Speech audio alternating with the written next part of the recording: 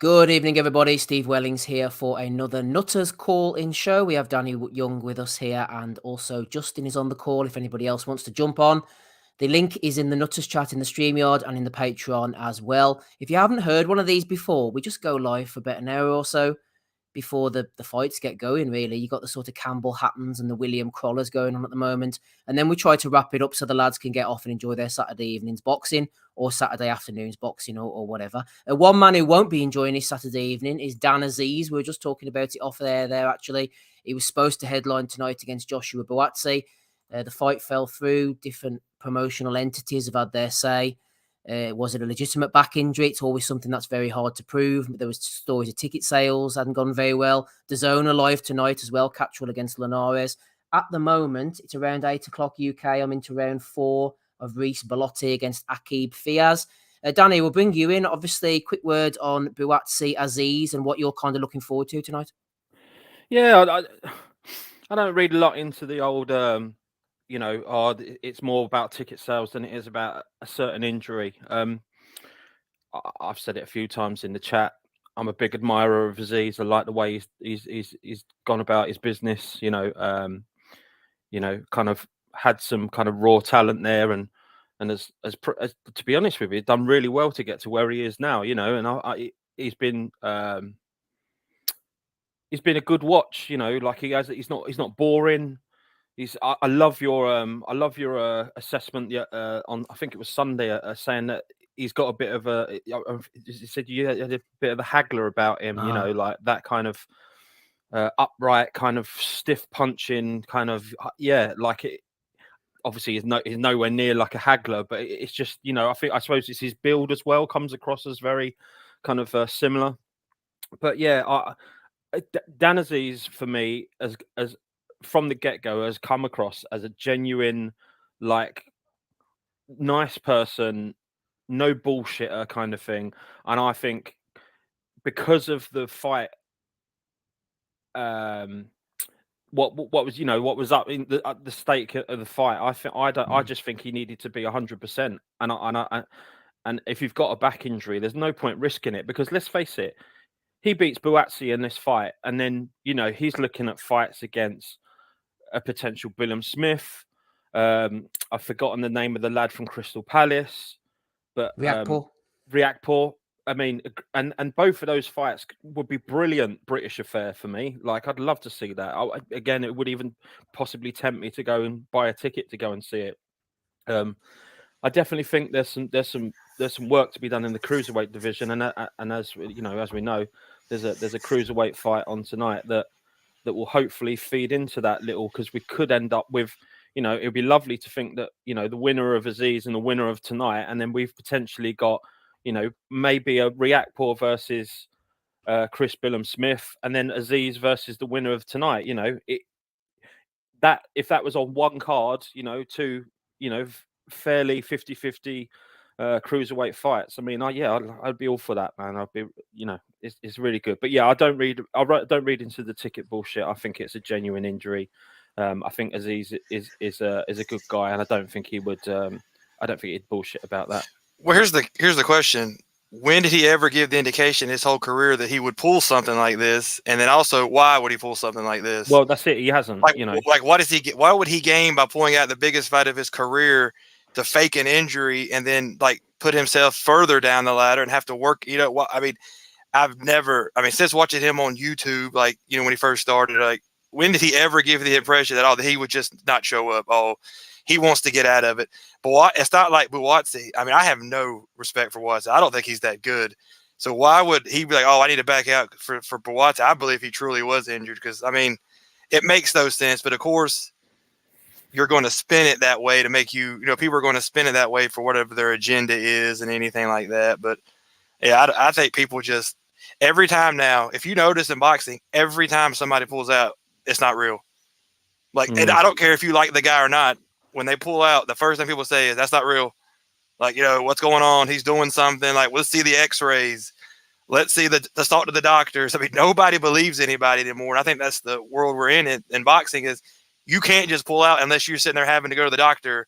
And like, the picture every time, them in the hospital bed, like with their hand raised, you have to go through all that effort. And I think that's ridiculous, but that's just is what it is now. Do you know what? And having had a quite a serious back injury myself recently, it's no joke. You can't. There's no going around throwing punches with a back injury. I mean, I was in. Was it a back injury that your man did against Nonito Donaire? Yeah, In Ryan Glasgow? Burnett. It was Ryan Burnett. Yeah, it was like hip stroke back, wasn't it? No joke, man. Like seriously, like that. He just looked in agony. Like, and there's no joke fighting with a back injury. If you've got a severe back injury, even if it's like, you know, inflamed muscles or a slipped disc, like it just, it's no joke. And Nicky why, Cook was the worst one. Do you remember him waddling about the ring back about 20 odd years ago? Yeah, I forgot about that as well. Yeah, Jesus Christ. Yeah, so it just goes to show, even though back injuries are rare, well, you know, kind of rare in terms of like, you know, in a ring. You know, there's two of them there that we've both, you know, that we've spoken about that were quite severe, and you know, seeing people in quite a state afterwards. So yeah, no joke. And I know people that know Aziz, and by no way has anyone ever said that he's not professional and, you know, would ever kind of do something like this. So yeah, no, I'm not having it, mate. I'm not having it at all. Danny's not having it, neither's Justin. Michael Thompson said Porky said he'd heard they pulled the fight as they're trying to make Yard versus Buatsi down the line soon. Make of that what you will. Of course, Des has jumped on the call. You're very welcome this evening, Des, to the Nutters call-in. Both Justin and Danny there were saying, what is there to gain for Dan Aziz? We're talking about the pullout, obviously, against Joshua Buatsi. What would there be to gain at this stage of his career to go in, not even just to pull out, but to go into the fight maybe anything less than 100%, the biggest night of your life? Good evening, Stephen. Hello, everybody. I hope you're all well. Yep. If you're asking me, do I think it's a genuine injury? I've seen these things happen before, where something comes from above. You know, you have a conversation with a network bosses or your promoter, and they ask you to put it back a month because sales ain't been the way they wanted them to go, or there might be something else muddy in the water. I'm not saying that has happened, but to go back to, I think it was Danny who mentioned back injuries. I heard Aziz on Talk Sport yesterday. He wasn't grimacing in pain. He was pretty good. That doesn't mean he's not injured, of course. We see Darren Barker go into a fight with a hip injury. We saw Nicky Cook go into a big fight with a back injury, but for their different reasons. They knew they was injured before they started camp. It was just a case of getting through it and getting through the first bell. This is a bit different. I've gone around the houses, Steve. I don't mean to, but I've seen fighters go into a fight, being instructed by their trainer, give him 3 rounds and we'll pull you out, because they had no chance of winning. But you had 9 minutes in you. I've seen fighters want a payday and just get through the first bell, and I've seen fighters generally get injured. I've seen so many different cases. I don't quite know what to believe. I will say this, and I don't know how the other guys see it. I don't want to contradict anybody, but I don't think the marketing went well for this one. I don't think it was publicised well. And I always got a feeling they've not quite got this one right for the size of the fight that it is. How do you feel? Yeah, no, I think that is a fair point, and you did say that in the build-up as well, Danny. Des did say that in the build-up about he felt that there was something amiss, like a fight of this magnitude should have been promoted a little bit better. I got to be honest, like in terms of the venue, I think the venue was all wrong anyway. Like, don't get me wrong, like that the fight is, to me, should be like a York Hall fight anyway. Like it shouldn't be anywhere bigger than that, really. You know, like I'm just trying to. I'm a person that kind of prefers when it's like a 50-50 kind of British level fight. I think a smaller venue with a ferocious crowd kind of makes it a better spectacle. The bigger venue wasn't the best, but again, I don't maintain that there's any kind of faking of injuries going on here. I just think that I just think it's like, again, look, every promoter wants to shit on every other promoter at the minute, and I just don't like to get into the politics of that. I just like to see it for what it is, and like I said, I can't fault Dan Aziz. He's very professional, and I think he knows that he needs to be 100% fit for this fight, and hence for kind of not coming through with it. But make what you want of it. But yeah, I still maintain that there's no dirty play here.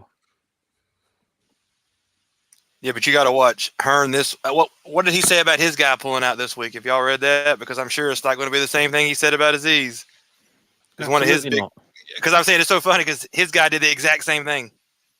But it's like it's just that's how it's just so. Like I said, everybody contradicts everybody. Like Danny said, you just don't know what to believe. But like I said, it's just so funny. His guy did the exact same thing after he got done talking shit for like 3 straight days. That's why I think going to be the nature of it, though, isn't it? Regarding same with drug tests or whatever, they're always ready to fling a bit of shit at somebody else. I think you're better off not saying anything because you just makes you look stupid because you're going to have to contradict yourself. I just wouldn't say anything. I think Des, venue-wise, Danny mentioned your call there. Maybe I always think Copper Box is a nice little intermediary venue between the big and the small. Yeah, good venue that, Steve. I've got to admit, like I've been there quite a few times for boxing. Like I've been there for the John Ryder fight against the Dane. I can't remember that fella's name now. I think it was the Dane anyway. And I've been to a couple of others. And yeah, great. It's a great little venue, to be fair. Yeah, good shout. I mean that again, that kind of venue would have been perfect for this fight. I mean, I don't know why we all kind of need to be doing O2s and things like that. It don't make any sense. You know what I mean? Just sell rather than go for big venues and hope preying on ticket sales. Get yourself a venue where you're going to sell the tickets and make it a spectacle. Yeah. Des, if you're a fan of Boxrec like me, I went on earlier to look at the Lowell Chamberlain running order and that to try and see who was fighting when, and it says no results found. Now, Karis Artingstall was in the ring last time I saw, so there is actually a show going on to be headlined by Lowell Chamberlain, which is a good fight in itself, really good trade fight, Des. Yeah, it's good. I love that fight. And to come back to your original question, Steve, firstly, some of these promoters take exclusive rights over venues for a period of time. So I don't know for a fact, but maybe Queensbury have got exclusive rights on boxing at the Copper Box. So could be right, because they do tend to go there more than others, don't they? Yeah, and that might cancel Boxer out of it. Yeah. And you kind of get pushed into corners. And I think this is a bigger fight than the York Hall, but perhaps not as big as the O2. But people at Boxer and Sky would have thought, we've had Chamberlain and Adeleye at the O2, correct me if I'm wrong, 3 or 4 years ago. Maybe we can add Buatsi and Aziz to that and get 18,000 people in here. I agree, the O2 might be a bit too big for it, but I think there wasn't a middle venue available because we don't have York Hall, we don't have the Albert Hall anymore. We don't have Wembley Arena or Wembley Conference Centre no more. So I think Warren might have played a really good hand here in cancelling that middle venue for a lot of promoters. Can I just add Ali Pally to the mix as well, having been there for the Ryder Jacobs fight? I thought it was a nice little venue as well. How much does Ali Pally hold? Anyone know? I'm not sure. They used to the darts there years ago, didn't they? It's not a huge one though, is it, Danny? No, it's not massive. I mean, like you probably get a what? I don't know. I want to take a stab, like 7,000 maybe, something like that in there. Yeah, okay. I didn't know it was that big. But if that's the case, then that's your go-to. But again, what we're not privy to is we don't know the booking system and all these places. We don't know the schedule. So I'd like to assume that Boxer would have thought the O2, it's a good relationship with boxing. We can get that. But if you start going down the road of maybe Alexandra Palace, Wembley Arena, is Wembley Arena still standing by the way? I'm not sure. Alexandra Palace is over 10,000 though, according to this. Sorry, Danny, go ahead. Yeah, Wembley Arena's still going, mate.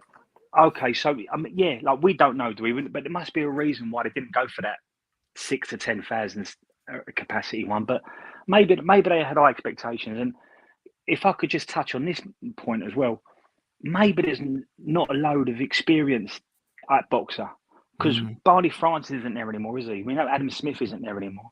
Matchroom have moved on. So Boxer, Ben Shalom, and the people involved in boxing at Sky, my favourite phrase, maybe there's not a lot of intellectual capital at the moment at Sky, and maybe they've just overcooked this one. But we're guessing, it's all subjectivity. But to go back to the question you asked me, Steve, I love the Chamberlain and Lowell fight. I think it's a brilliant fight. It's a bit more than a trade fight. There's a British title on the line. Yeah. We've seen a lot of Chamberlain. We've seen him. He seems to have been around forever. Yeah. And I'm staggered that he's only had about 15 fights. Very inactive. Very inactive. Yeah, it's bizarre. We know Lawal's a puncher, but we've not been tested yet. I'm a big fan of Chamberlain. I've always liked him. I used to know Ted Bammy, so I've got a little bit of a soft spot for Isaac. I think tonight Isaac can pull this one off, but it all depends what type of Isaac shows up. And of course, it depends on if Lawal can step up. That's the big question, isn't it? Yeah, I agree. Good fight. If Chamberlain can definitely get his boxing off and sort of circle out the way of Lawal's big punch, then I think he's definitely got a chance of winning that one. We'll watch it later on. We've got Catrol Linares as well. Go ahead, Des. You had, I can't remember the chap's name. He does the boxing news now, but he was with social media. I do apologise. Boxing Social he was with. And you had him on the podcast on a Sunday after Chris Billum-Smith boxed Isaac Chamberlain. Do you remember the chap's name? He's a social media guy. He does Boxing Social, but now he's involved in Boxing News. It will come to us, but yeah, he's quite close with Shane McGuigan, and he's quite close with that camp. And I put a question to him on that night. If Isaac had been a bit more active, if he'd had about sort of 4 or 5 fights over the last 18 months, if he'd have been given 12 weeks notice, I think Isaac would have really tested Billum-Smith more than what he did. I think Isaac's a really good fighter. And if you give Isaac activity, I think Isaac's got a very good chance of doing an awful lot in boxing. Absolutely. They need to keep him busy. And going back to a point I was going to make as well, you said about the lack of experience. I liked the fact Mick Hennessy seemed to be hanging around a lot more. And he is, I think he's the manager of Chamberlain. So hopefully he's going to get him active, but he's offering that sort of experienced arm around Ben Shalom. I was hoping things would improve once Mick came on board as a matchmaker. I was. And we don't know what Mick's reach is. We don't know what his remit is. But I like to. This is someone that's been around for 20 odd years now. And before that, he was hanging around as a manager in the management capacity. So you could probably say Mick's been around for a quarter of a decade. So, and Mick does put on good shows, and Mick does know how to bring fighters along. What he'd done with Tyson Fury, Cole Froch, Darren Barker was brilliant. Yeah. So we'd love to see a bit more involvement in Mick, and I hope he's getting his hands on it. Love a bit of Mick Hennessy on this podcast. I'll be tuning into Sky very shortly, see what's happening at the moment. Danny's on the call with me. Justin's here as well, and so is Des. Let's move on. Danny, we'll go to you. I have a question for you. MisFits boxing. I'm not going to discuss the KSI, Tommy Fury, or any of these guys, these sort of carnival events with big fatties getting in the ring and fighting against each other. Is MisFits boxing dangerous for boxing's overall health? I'm not talking about its physical health, but maybe its financial future. We see Showtime are exiting the sport at the end of 2024, I think it is. We'll talk about that shortly. What about DAZN, Sky? What happens if they say traditional boxing doesn't deliver anymore? We don't want this. These carnival fights will be our boxing offering from now on. Now, they might not get rid of traditional boxing altogether, but seriously cut the budget for it and focus instead on other elements of so-called boxing. Is that a sort of dystopian future you could foresee? Or is that just something that's never going to happen? I kind of said my bit on this one in the chat last week. I think, I don't know if it was just after the fight. I think it was. The promoters are to blame just as much as anyone else, right? Because if it wasn't watchable, if it wasn't on our screens, I say on our screens, if it wasn't sat behind that subscription wall, then no one would watch it, right?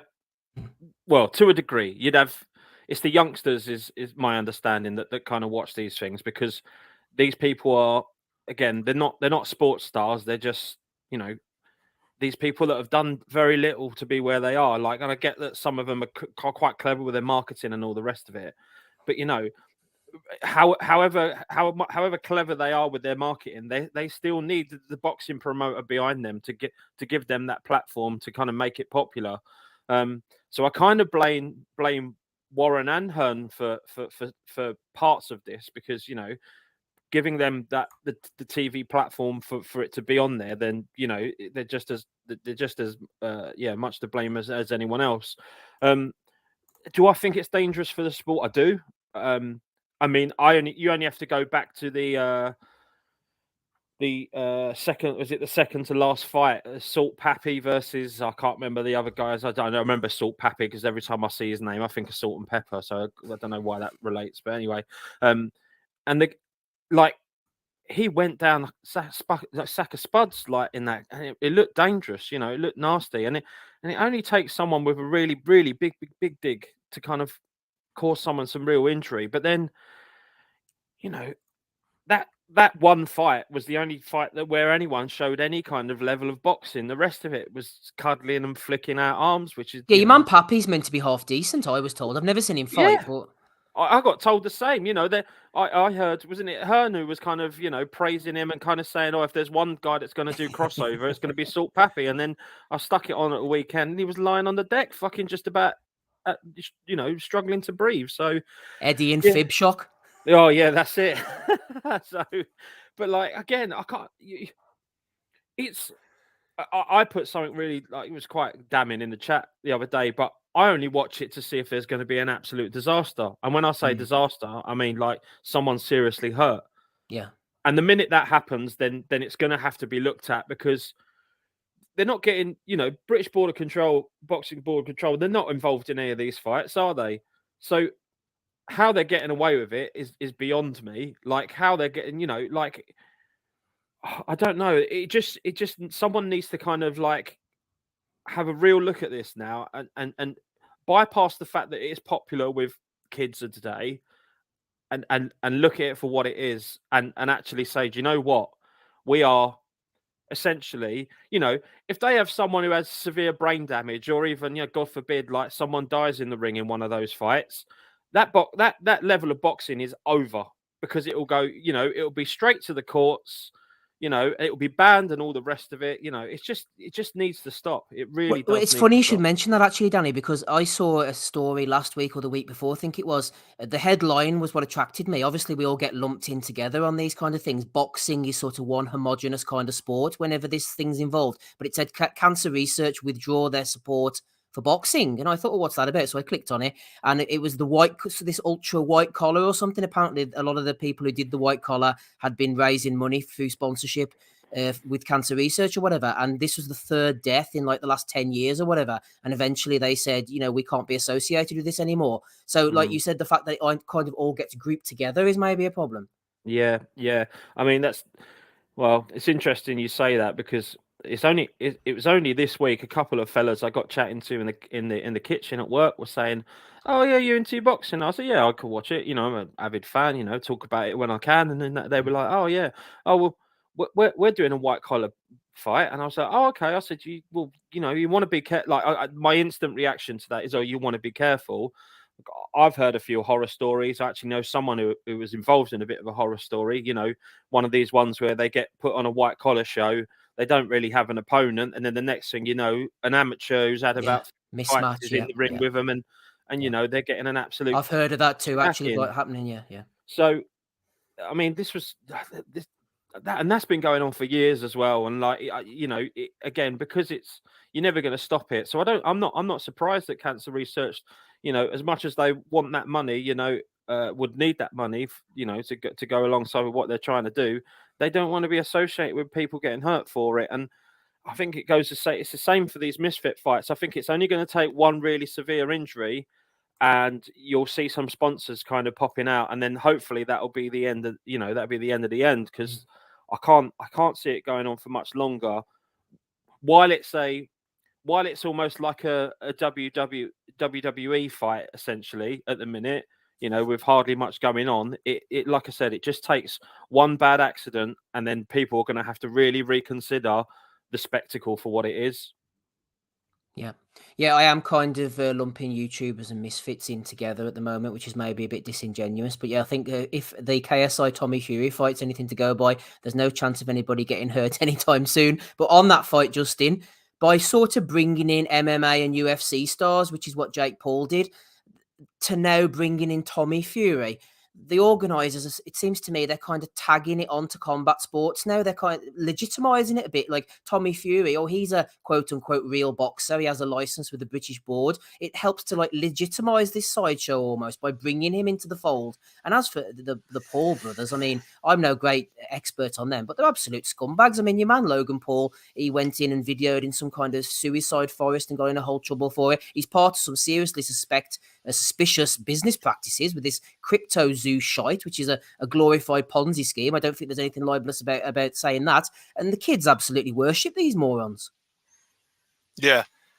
I agree with the Tommy Fury thing. You have to, if you bring, because bottom line is the people that are actually going to go to these shows and pay for it, that legitimate, I mean, that's all they need to know. Oh, this guy, I've seen this guy do MMA. He actually does have a boxing record, and you're right. That's all they've got to see. Okay, this real. Like, and even then, they probably wouldn't care anyway. If Tommy Fury never boxed, they wouldn't care. But no, I think it was my nephew was watching some of that. I don't know, it was one of the Pauls. I don't know. They both look the exact same. I can't tell which one it is which, but and I just was like, I asked them, and they're sitting there watching this for like hours. I don't get it. I mean, that's just the world we live in now. They obsessed with this stuff, but bottom line is I don't want to go to this stuff. I don't want to watch it. I don't want to hang out with the people that go to it or watch it because I've met these people. I meet them all the time during the week. I'm not going to hang out with them or talk to them. They've got their little niche right now, but like Danny said, somebody is going to get hurt. They're going to get hurt. It's going to come that one of these guys is just going to train harder than the other guy did, and then he's just going to get badly injured. Then you're going to go through that whole thing. But the bad thing is that people are paying for it. They show up. I think who you had was it? I think it was Eamon. I'm not exactly sure his name now. Take Aim's guy. Eamon, yeah. And he made a point. I mean, people are eating this up. But on the other hand, stuff like that, that's not a full sport, that's a niche sport, usually, and I might be wrong, and I probably am wrong on this, it fades. After a while, people are like, well, I've seen Jake Paul fight 17 times versus some random dudes. After a while, people have short attention span, especially kids, young kids that are buying this up. They're going to get tired of it eventually. They're going to want to move on to something else. They're going to change. It's not going to last forever that you can just keep throwing random people in because it gets old. How many times? I mean, we say it all the time. I mean, we watch random fat guys, heavyweights box all the time and stuff. I'm saying, but how many times can you watch these random ass people just because they have a YouTube or they're porn stars? That shit's going to fade. Trust me, it always does. Look at over the years. It's going to eventually get to the point of, am I really going to pay $70 for this? Like, am I like? Dude, people have they just don't care. They're going to move on to something else. So I mean, I hope I'm right but I think eventually that's the way it always works out. Just like boxing. Boxing is just going to be here, but I eventually think Misfit will eventually fade a little bit. Do you know what would be absolutely disgusting though, right? And I can see it now. I'm just say for instance, one of the Paul brothers, gets seriously injured in a ring. I'm just using this as an example, right? It's a good example.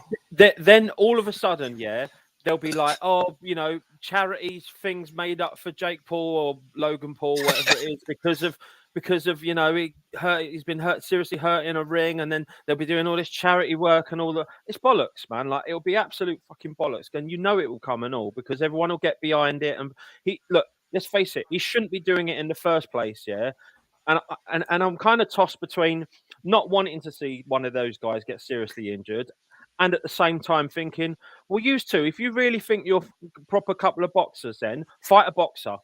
Stop fighting these people that can't punch. These UFC fighters that prefer getting on the floor and doing all their mat work. Fight someone who can punch. And obviously we're not putting Tommy Fury in that category because he's a novice. He's a novice boxer. He's had five fights with absolute tin cans. So here's a question for you: if he had beaten Tommy Fury, do you think he would have actually fought somebody decent as a boxer? Or you think that's what I'm thinking? Like, would his ego had built up so much that he might have thought, "Well, damn, I could beat somebody better now." I'm not sure. I don't think he would have, but that would have been the question. Would you? He'd have been like, "Oh, I beat Tommy Fury because." But I think Paul's even smart enough to know Tommy Fury sucks. That's why he picked him. Yeah, that's why they started. That's why they started the feud. But he has an element of legitimacy as well. Exactly. It's quite clever, really. Paul, you might not like him, but they're good businessmen. They know how to work people. So they honestly thought too that Tommy Fury sucked, and he does suck. But they lost. Your best bet is that a retired boxer comes out and eventually fights one of these and actually just lands that one punch, which is all it's going to take for one of these guys, and that is it. It is over. Yuri Boy Campus is back, so that's who needs to come in. God. There we go. We'll take that. Bring him in, because I'm going to bet right now he would win. Yeah. Just because he's, I mean, he probably would. I don't know how old he is, 70 now, but he probably would win. 60, I mean, I love Yuri Boy Camp. I just liked his name. I always thought that's when you first start watching boxing when you're younger. You're like, that guy's got a cool name. I saw him fight live, actually. Matthew Macklin in Dublin in 2010. He was about 45 then. Yeah, I said he looked 70 when he was 25 because he just had that, he had that weathered, like working on the farm, beaten up kind of look to him. So if you've ever lived y'all don't know, but we live out in the country here. So everybody that works in the field, they get that kind of like leather skin, like they're real tough. And that's what he looked like when he was like 18. He looked 70. So I hate to see him now. Yeah. Well, I do work in the field, but it's pissing down my rain all the time, so there's no chance of any Mexican skin. That's a different kind of outside work in Ireland compared to here. We won't go down that road. No, we'll leave it exactly where it is. Ryan's on the call. We'll go to him very shortly. First of all, Des, talk to me about the hierarchy of talent, because they put these boxers, legitimate licensed boxers, on the undercard of YouTubers, and they say, oh, we're going to get them eyeballs on the sport to raise them up. But I think it relegates the professionals. You're the undercard for Jake Paul, KSI, Logan Paul, whoever. You're underneath them. You're there to support them and prop them up until they get fed up with boxing. Yeah, but there's not loads of money in boxing, is there? And a boxer will pretty much do what you want for 60 grand a year. So, I mean, if you walked into any boxing gym in this country and said, I'll give you £1,000 a week, wear my T-shirt, wear my hat, talk about my company, take some videos. I mean, they do whatever you want. Sadly to say, boxers don't have a lot of money around them. They don't earn a lot of money, and they've got a very small career, and it's a dangerous one. So they try and grab what they can while they can. So if you said to come back to your point, if you said to, and let's talk about Billy Joe Saunders, because he's actually done what you're talking about. Yes. Can you appear on the undercard of these two? I'm going to give you £500,000. How can you turn it down? And it's no different to the conversation I had 35 years ago with someone who got offered £10,000 to fight for a British title and £25,000 to fight for a WBU title. They have to go with the money, and not just the one fight. If I win that title, I get another guaranteed purse defending it, and another guaranteed purse defending that one. So, unfortunately, with boxing, money talks, and I don't blame a pro boxer for appearing on undercard if a promoter gives them the right number. I really don't. But going back to the question you asked Justin and Danny, and I'm in disagreement with them. I don't think there's any chance anyone ever getting hurt on these cards, because I just don't think they're good enough to hurt anyone. I think they throw their shots awkwardly. Their feet are wrong. There's no power to them. There's not a puncher in sight. I just don't think anyone can get hurt. But I agree, someone could get knocked out, and that might be enough to make people think, this is a bit unpleasant. This is not what we like. But then again, having said that, the way society's gone and the type of characters you see at these events, maybe they want to see the occasional knockout. But in terms of someone getting seriously hurt, I don't think that's possible.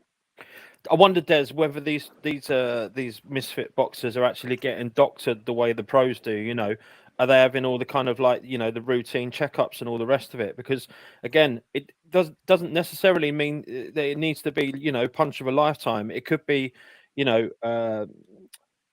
that someone's slipping through the net with a pre-existing condition. Yeah, or something, that's what maybe. I mean. Yeah, and that's all it's going to take. You know what I mean? And then it's all going to go wrong. But yeah, I don't know. Well, it's just not good look. I agree with Danny. I'm not trying to be contrary, but that can happen in pro boxing. A pro fighter can keep his mouth shut. His trainer won't even know about an existing injury or condition, and he can slip through the net. But to come back to that point, Danny, and it's a good point. I think the money involved and the personnel involved, I think it'll be top drawer. I've often wondered what sort of weight of glove they use. Are they using 10-ounce gloves or 8-ounce gloves, or are they using 12 ounces and 14? I don't know. I think it'll be. I think it's the higher gloves, mate. Because I don't think they can get away with it. Because essentially, it is a white collar fight, right? I'll be absolutely flabbergasted if they're using anything lower than a 12. Get them in bare knuckle, Des, maybe. Get their hands wrapped and dip it in some fucking glass, mate, like Van Damme did back in the day. That's what I say. Vinegar, like the Jack Dempsey days. Yeah, that's it. I mean, it's an agreement you have, isn't it? I tell you what, yeah, do that. Dip them in treacle, get some glass on them, and just call it blood sport, and then we'll all be on board. Some of them look like their feet have been dipped in treacle with the footwork on display. Very It's true, terrible, isn't Steve, it? very true. We have Ryan Deal. Ryan Deal, is it right? Yeah, it's got to be Ryan Deal, hasn't he? He's got his own handiwork on the screen there. Hello, Ryan. Good afternoon, good evening, good morning. It could be any time of the day for you. Yeah, just in the morning. So doing all well. How are you all doing, chaps? We're doing very well at the moment. We're talking a bit of MisFits boxing, a bit of YouTubers. Are you a fan? Are you dead against it? Are you going to be sitting ringside with Ames next time you're back in the UK? Oh, it's not for me. I don't really put too much into it, especially after I backed Jake Paul to beat fucking Tommy Fury in the prediction league. I'm done with it now. One and done. So I fancy Jake Paul as well. He's got a bit of talent. Like you can see he's a bit of a. Both of the Paul brothers have got some natural athletic ability. If they were willing to do the 2 or 3 years in the amateurs, and I reckon you could build a good fighter out of them. But I don't know, fighting retired MMA fighters makes more money, so somebody else can watch it instead of me. Well, one thing we were going to move on to next, Des has disappeared off. He'll maybe be back. Here he is, actually. He's straight back on again. We were going to talk about the death of Showtime, but Showtime was very much alive last weekend when Tim Zhu was fighting against Brian Mendoza. You're now based down under, stationed down there, Ryan. What's the buzz about you at the moment? Is it sort of reaching costume levels? Are you? It's obviously at a decent time for you to watch, at least. Yeah, I quite like the Australian cards and the Japanese cards that are popping up these days because they'll actually be in the evening rather than the morning for me. But I'm New Zealand, so we don't hear too much about Zoo. Usually the Aussie pay-per-views are the similar priced over here, but he hasn't kind of hit the levels where they start putting them on Sky Sports for $40 and stuff here. So it's not fever pitch. Maybe if he had a rugby league career, they'd put him on. But he's but the Mendoza fight wasn't on any New Zealand broadcaster, so I had to get there by illicit means. But he's a good fighter, and he's probably de facto just turned up at the top of 154 without having that top fight, without that Charlo. I think Charlo has to come back down and defend, really, otherwise that 154 might go the way that middleweight's gone with how Canelo and GGG just disappeared, and now you've got Gualtieri and unification fights. So I think for the division and maybe for Charlo's career as well, I think he needs to get back down to 154 and beat one of these guys and either reign supreme again or lend his name to let the other boys fight it out, I think you're right about the fact that it's regenerating itself, 154. I feel a little bit better, Ryan, the fact that at least we got Charlo unifying all the belts, and then naturally, unless someone hangs around defending non-stop, they're going to drop the belts. They're going to fragment. The crescendo. We've reached that crescendo point, and then we have to build it all back up again. At least we got to that point. I hate it when you sort of get a unification here and there, and then it stagnates, and then someone loses a belt, and you never quite reach that. At least at 154, and then again with Canelo at 168, we reached that peak before the belts inevitably crashed down, everything reset, people disappeared, new fighters came up. At least we had that chance now. And like you said, Ryan, Tim has sort of fallen lucky with the WBO. And looking at some of the other fighters at super welterweight, there's no reason why he couldn't jump in and get a unification sooner rather than later. Oh, definitely. And if Showtime are out and the PBC have all the big names, and they're going to have to land somewhere. There's no way they're going to just peter out and a few are going to sign for DAZN and stuff like that. I mean, might be better if they were to just completely dissolve. And yeah, because Xander Zayas is kind of sat on top rank, ready for a shot, I'd say, and he's not going to get one. And who did DAZN have for that? Josh Kelly. He deserves a shot. I reckon he could have a go. But yeah, there's a bunch of the Cubans there at 154. Maybe Spence might turn up, which I think he'll Staggering. probably. Yeah, I don't know how much he's got left. Really, we suspected it. I don't know how for long a he's got while, left. well, after the Crawford fight, we suspected that we were waiting for the eye and we were waiting for the car crash to catch up on him, and it looks like it has now. And yeah, 154, you start getting the big boys like Findora and Hurd, Munguia. Think that those boys were at 154 not too long ago. The size difference. Tony Harrison's 6 foot, Mate, he's let me down. I picked Skilled him fighter, man. No beat gas tank.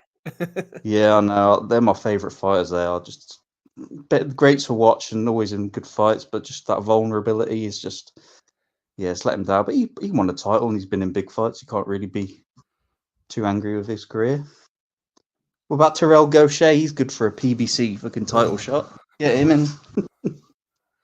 Yeah, he might disappear, Terrell Gaucher. Let's move on then to our final talking point before we close out for the evening. It's 8:50 on this Saturday evening. Ryan's here, so's Des, Justin, Danny Young, and me, Steve. Don't like to keep the boys too long. Justin's unmuted himself just in time because I was about to come to him with a question. Showtime announces its exit from boxing. Statement via Mike Coppinger. As we evolve our strategy to more efficiently allocate resources and align our content offering across the business, we've made the difficult decision not to move forward with boxing and other content produced by the Showtime sports team. Showtime will continue to air, support the remaining boxing slate, honour their obligations. We want to express our deepest gratitude to our employees who have contributed to this award-winning programme over multiple decades, blah, blah, blah. Andre Berto, more interestingly, Justin, jumped in with a bit of a cryptic tweet. He said, Al Heyman is a bad man. What's he getting at there, do you think, Justin? What's Al Heyman up to behind the scenes? Well, does that mean he's a bad man like person, or he's just bad man like he's bad? Like the he's slang bad. Like he's bad. I got the impression that he's saying Al Heyman has another deal lined up. Where's he going to go, Justin? Where's he going to end up? That's what I'm thinking. I think it's like he's a bad man, like he gets it done. That's kind of how I would figure it. There's no telling. I mean, because I know Sky did the NBC. So over here, you've got NBC did that deal with Sky, but that's not like a big deal over here. So he could go to NBC. He could get a deal with maybe like Hulu. You never know. He might come. I mean, there's like a lot of streaming over here. So I figure PBC, since they've already burned the bridges, because I think Fox is included with the Showtime deal. So I think Fox, I'm probably not going to go to Fox. And God, they put some terrible stuff on Fox. My God, just God awful finished with stuff. Fox now, aren't they? I think that contract ended, yeah. So I think so. It's like you've got NBC they can mess with. You've got like CBS and Showtime. CBS owns Showtime. So the big network over here, they won't go to CBS because that's who owns Showtime, I think. So basically, you either go to NBC or you hit one of the streaming. So I imagine he's worked out, unless they're just going to do the PBC app, like Pazone or, whatever they're going to come. Maybe they come up with their own little, maybe they come up with their own little streaming service, which they might do. But I'm not going to sit there and say I'm upset, but it does suck because the first ever fight that really got me into boxing was on Showtime. It was Charles Brewer versus Antoine Eccles. Oh, great fight. Great fight. And I was like, I'm in. That was it. I watched that. I was like, I'm done. Remember that? What was his first name? His last name was Charles. You remember the announcer that died of cancer was the original Showtime guy? Oh, Nick Charles. Yeah, I loved him. I thought he was great. I loved Showtime. And I loved I was always a more HBO fan, but Showtime was awesome. I mean, that's when I got into it. You had Nick Charles. You had great fights. So it sucks because you're leaving like the era's over. But I mean, we all knew it was coming. Once HBO went out, we knew eventually Showtime was going to go because Showtime really focuses more like on their movies. They focus more on their, internal content. Documentaries and stuff. Yeah. So you're like, they got all these shows they're coming out with, sort of like what HBO started doing really big. They started pouring all this money. So boxing just does not make enough money for them to keep throwing it at what they were doing. So I imagine that all this worked out with the PBC contract. They probably had to run. They probably knew 2 years ago they were done with it, but they didn't want to pay to get out of it. So you kind of got to run through the whole thing and hope that you get through with it. But it sucks. And I'm sure, like you said, I'm sure Heyman has got something. Because like I just said a second ago, Heyman knew this was coming a long time ago. You know Al Heyman, you might not like him, you love him, but people that might not like him, he's a very smart businessman. So he's had stuff in place for months to years ready to go when Showtime $1 billion was done. funding he got to Exactly. PBC. So I tell you what, he can spend some money. I thought Mrs. Wellington could spend money. My God, that man can burn through cash. Berto's right. I don't know where he's going. I mean, I hope to God Berto's not going to be on this new service. I hope we're not bringing Berto back I hope Berto's not maybe Berto's trying to sneak his way in. I don't know what he's trying to do. Maybe he's trying to come in the back door and hope he gets a fight. I pray to God that's not what he's doing. No. But we'll see. But it sucks. I'm sure all y'all kind of agree. It sucks, but it is what it is. That's life. You move on to something else. Somebody always comes up. Boxing always goes and flows. Something will pick up. It just is what it is. Yeah. We'll see what the boys have to say. Michael Thompson said, I'd be surprised if Amazon didn't pick up PBC. They have infinite money and lesser known sports stuff already on there. Yeah, Amazon, Danny, has been mentioned as a potential new home. I don't see the PBC going to DAZN. I know we slag Matty for subbing to DAZN, engaging in beef with them. But if you're based in the UK and Ireland, what exactly do you even get from DAZN? I mean, aside from boxing, you get a few documentaries, Daft magazine shows. I think they've got women's second division Spanish football. And the problem I have with them as well, multiple problems, but just come to mind, you've got to jump through multiple hoops. First of all, if you want to watch a decent fight on DAZN, you've got to jump over the first hoop, which is a monthly subscription. Fair enough. You've got to pay for it. Then you've got to pay a pay-per-view fee on top to watch the best fights. So that's 2 payment hurdles to watch Haney versus Prograis, for example. The app is absolutely strewn with technical issues. Whenever they have a big pay-per-view, you go on Twitter or X or whatever they're calling it these days, people are charged multiple times on their credit cards. The stream won't start on time. Everybody's kicking off on social media. Basically, I'm going around the houses here to say it doesn't strike me that this is an entity that's going to be taking on the PBC anytime soon. Yeah, look, you only have to say how Heyman is not a fucking stupid. You know what I mean? He's not a fucking idiot, right? Why would he want to go and work with an app-based sports service that is essentially like scamming to keep their customers, on the books? With this, you got to, if you're going to cancel, you still have to pay the next couple of months and all this, 3 months subscription. I mean, it's diabolical. They're struggling. The zone is struggling. There's no two ways about it. Yeah, you know that Eddie's probably been on the phone. There's no two ways about it, because obviously he's looking for another way to boost things. And to be honest with you, you've even got people like Golden Boy and that now are going to be struggling a little bit. I know they use Eddie anyway, but Golden Boy kind of worked alongside PBC, supplying some fighters and things like that. So it's kind of, I don't know. I just can't. I mean, don't get me wrong, Michael Thompson saying Amazon, I'd love to see it because, we pay for it anyway because of the what the service that it provides, with the music and all the rest of it, But I can't see it. I don't know if it's not DAZN and it's not Amazon. Funny enough, I was going to ask Justin what CBS is like, because obviously CBS has kind of come to the forefront of the Premier League football recently, with paying for some of the top dogs of football to do the commentary and the broadcasting. So I didn't know whether CBS would be that kind of platform. Boxing. I'm pretty sure that CBS owns Showtime. Oh, okay. So I don't know if they're going to take it. Yeah, maybe I'm wrong. Did Paramount not take over Showtime? Yeah, and CBS and then they bought up BT Sports, right? Okay, yeah. CBS owns Paramount, I think, and then CBS owns Showtime. Maybe I'm wrong, or I might be wrong, but I always thought that CBS owned Showtime. But I could be. But how it works over here is Fox owns this, CBS owns that, NBC owns that, and I think CBS owns Showtime. I could be wrong, but I'll have to look into that. But I think they own it. And Danny, just to clarify, sorry, you were mentioning about DAZN's business practices there. One of the anonymous nutters was saying during the week, and I hope I'm getting this right, there was something to do with if you bought the MisFits pay-per-view for 25 quid, a pound of that money locked you into some extended contract. Does that sound about right? So there's all sorts of ill doing going on. Do you know what I mean? It's just it's wrong. But I can't. I mean, like I say, Heyman's not stupid. He's going to try and find the best platform to show his fights on with the most amount of people kind of obviously tuning in to watch it. And if you're going to do it, you wouldn't go to DAZN. That's it. It's as simple as that. God knows where he's going to go, but DAZN surely can't be the way forward for him. No, I don't think so. Des, just picking up on the Showtime point, but we were having a discussion in the group during the week. I say we, I wasn't really contributing very much to it, but one of the boys mentioned, and I know you were discussing this, about the role of promoters within boxing at the moment, and possibly even doing away with the promoters altogether, maybe letting the networks liaise with the board, maybe possibly managers, which might lead to better matchups. Am I misrepresenting that discussion?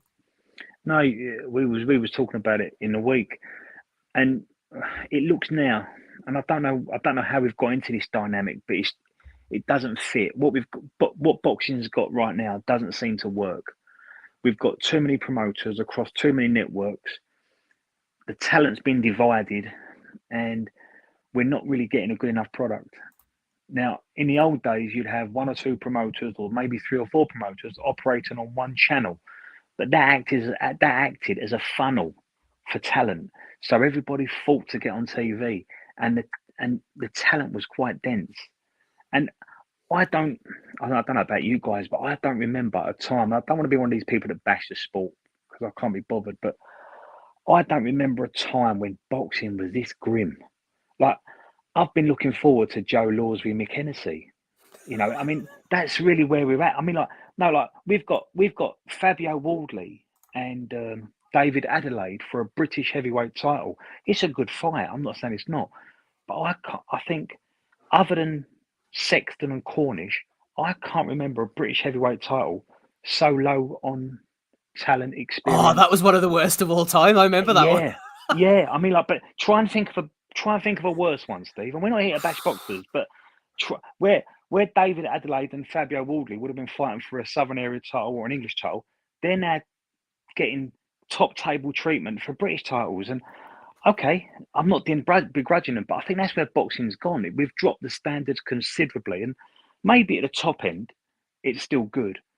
And the bottom end, I mean, we've just seen a really good fight here with Joe Laws and Mick Hennessy. We've just seen a really good fight, but there's that huge gulf in the middle that just seems to be desolate. And I think we've just split the talent pool too wide, and we've got a couple of good fighters on that network, and a couple on that network, and a couple on that network, and we're not meeting them. So to go back to your question, the role of promoters, they just seem to be blockers at the moment. And something that's my bugbear at the moment, it's been for a long time. Promoters seem to be more famous than the fighters. So in that case, they've not done their job properly, have they? If I've got Charlie Edwards kissing and cuddling Eddie Earn and saying who's the best promoter in the world, shouldn't it be the other way round? Well, you were mentioning about possibly worse British title fights. Sexton Cornish is right up there. I was going to suggest maybe 2006, Mark Krentz against Scott Gammer, but to be fair, Gammer was a very good amateur, so maybe that doesn't count. Sold a good ticket, didn't he, Scott Gammer? Had Wales behind him. And I do remember years ago, Mike Holden and Matt Skelton. Keith Long as well was Keith Long was around, yeah. But I mean, if Keith Long was in this group now, and Matt Skelton and Mike Holden, they'd probably beat Wardley, maybe beat Adeleye. I don't know, maybe beat David Adeleye. But what I'm saying is we've gone from AJ and Dillian White for a British title, which weren't that long ago, to Wardley and Adeleye, and it is a drop, and the standard is dropping considerably. But there was a grim cruiserweight scene. Do you remember when you had Leon Williams, Shane McPhilbin, Danny Norton, all them type of boys around that time as well? Yeah. Rob Norton, sorry. Yeah. That was in the Friday Night Box Nation days, wasn't it? Yeah. Oh dear. But yes, Des makes some very good points there, Ryan. We'll just come to you on this one as we start to close up this Nutters call-in. The PBC, wherever they end up, I think that the fighters themselves need to make more realistic financial expectations, because we all know we're going on about Heyman coming over to HBO, taking all the fighters, overpaying the likes of Andre Berto. Fighters have been getting vastly overpaid on the PBC and from Showtime. Floyd and Manny Pacquiao are gone now. Canelo's in the final throws. You can't attach yourself to these guys. The prices have to be lowered. They were attaching themselves to Floyd, demanding gigantic purses because that's what he was getting. There's got to be a rethink, I think, whenever they go to this next entity, whether it's Amazon, whoever, on who's getting paid and whether they're getting paid what's worth the market value at the moment. Oh yeah, definitely. That's the problem with what you got in the UK is that because they're spread over 3 networks, whoever pays most gets the fighter, and then they just sort us out. So one network gets number 1, the other gets number 2. So you're only going to get 1 versus 4 or 2 versus 5, and yeah, you end up with fights like Wardley and Adelaide. Yeah, I put it in the Nutters chat. Is that the worst British heavyweight title fight that we've seen for a while? And yeah, Adelaide has got disputed wins against Journeyman, and Wardley got a decent win against Gorman, but we can all see his Lost to limitations. Sokolowski, though. Mate, get Ozzie Smith on the call. Let's clear it for once and for all. But Love to. Where is it? Juiced. Can I just come in, Absolute Steve? disgrace. Go ahead, Des. Jump in there quick. Yeah, I think the way they've brought Wardley on has been brilliant because there's been no money in Wardley. He turned pro with no amateurs, with no expectation, and he's probably on peanuts. And the promoters just said, I'm not going to waste time with this kid unless he proves himself. So now, if you think about Wardley's trajectory, correct me where I'm wrong here because I won't get the names right. He fought the outstanding amateur. Was it Vasily? The kid from Sunderland who went to the Commonwealth Games, got a gold medal. Simon Vallely. That's right. So he fought Vallely. Now, not a lot of people thought that was going to be Vallely's coming back fight. Then he also fought a few kids that have boxed, Dubois and maybe AJ, and he fought Nathan Gorman. I think that's been quite a steady rise if you're going to be fighting for an English title and defended it. But he's had no money in him. He's had no expectation. There was no investment. He never got a signing on fee. He just got told, well, there's your card. Let's see what you can do. And they're not wasting their time with Wardley. And you can see that by the way he's been matched. David Adelaide has been a bit more money in him. So they've kept him they've done really steady progress with him. And he's lost a couple, really, if I'm being honest. And he's somehow got himself to fight for a British title. But if David Adelaide wins this, where did David Adelaide go? He don't go anywhere near Dubois. He don't go anywhere near Joe Joyce. He don't go anywhere near Joe Parker. I don't even fancy him to beat the who's the cruiserweight that Joe Parker just bashed up on Sky from I can't remember. Who give Richard Riakpo a brilliant fight. You know the kid I'm talking about, don't Yeah, you? I do. Yeah. I can see his face. Sorry, go ahead, Des. Yeah, but he don't even beat him, does he? So where does David Adelaide go if he wins this British title? Go on. It's a wasted win, Des, isn't it? Really, again, I'm gonna arc back to it, and people will shoot me down for this, but like when Daniel Dubois lost against your man Joe Joyce, I felt like that was a wasted win as well, bearing in mind Joyce's age. And don't get me wrong, for a period of time, the tables had turned a little bit, and I was thinking to myself, actually, Joyce is, he's doing all right here. But like to me, like essentially, it was a wasted win because you want young, fresh talent coming through as opposed to kind of like, people that are old and that. But like in terms of Adelaide, it's not so much that he hasn't got the age on his side, it's that the promoter and the stable that he's got, he's not going to get the same kind of opportunities as he is with the more experienced and more kind of. And I don't think he'll be pushed in that direction either, Dan. No, he won't. No. Let's just say he's a British champion, so you should defend that a couple of times and get pushed into the European belt. Like they don't go nowhere near them top European fighters or them European fighters hanging around European titles. He doesn't go anywhere near them. So where does David Adelaide go? Would they call out Johnny Fisher? But Johnny Fisher's the Southern area or the English champion, isn't he? So it's a backward step for Adelaide. So to answer your question, and repeat your question, sorry, Dan, where does he go? Even if he wins a British title. But if he's got that limitation as well, I suppose, Des, then get him his British title and let him kind of figure it out from there. And at least he'll have that well, he won't have won the Lonsdale belt outright, but you know what I mean? He'll have that notch on his record. Yeah. Yeah. Can I just give Wardley some props though? Because, like, to be fair, nobody gave him an absolute a chance against Gorman apart from me. Wardley's done nothing wrong. Wardley's like done him. nothing wrong. No, he's done nothing wrong, Wardley. You've got to give him his credit. Yeah. And he got bashed on the red carpet as well for his troubles. Yeah. Yeah. No, to be clear, Wardley's done nothing wrong. And to be honest, I've watched the press conference. I like these two boys. I like the way they gel. I like their dynamic. They've done nothing wrong, these two lads. But it's just, this come about because we were talking about promoters. I think promoters have become blockers. I think we've got too many networks involved in boxing. I think we've split the talent too thin. And where it's taken us is we've got Adeleye v Wardley for the British heavyweight title. Now, throughout my entire life, that was a belt you really want to win. And that was a belt that said something about you. And the next step from that was to be a European champion. And if you was a European champion, you was top 15 in the world. Well, David Adeleye and Fabio Wardley are a million miles from that. Ryan, you unmuted yourself just there briefly. What do you want to say? Well, yeah, we want to see where Hughie Fury falls into all of this once he gets his man strength. That's a British title level guy. Like, that's who these boys should be fighting.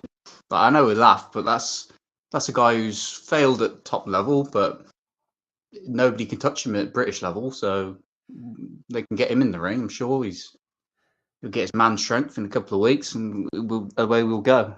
But we are forgetting where they go next. You know, there's the big heavyweight showdown in Kingston, Jamaica.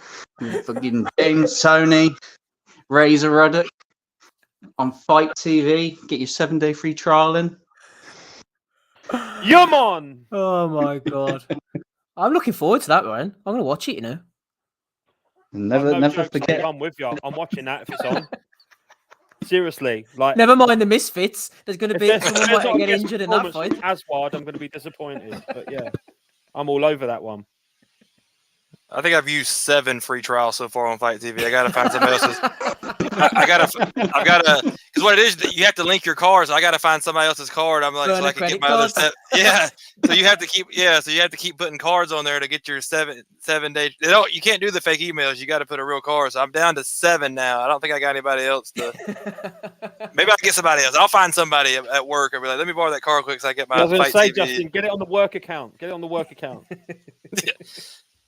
Yeah, we actually do have 2 work credit cards. I'll just throw that on there and say that I didn't use it.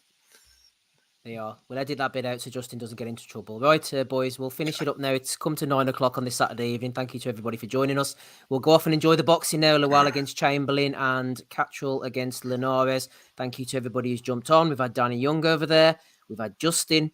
We've had Ryan. We've had Des. I've been Steve Wellings. I'll be back in the hot seat tomorrow night. We'll put this up on all the platforms, so hopefully everybody can have a listen.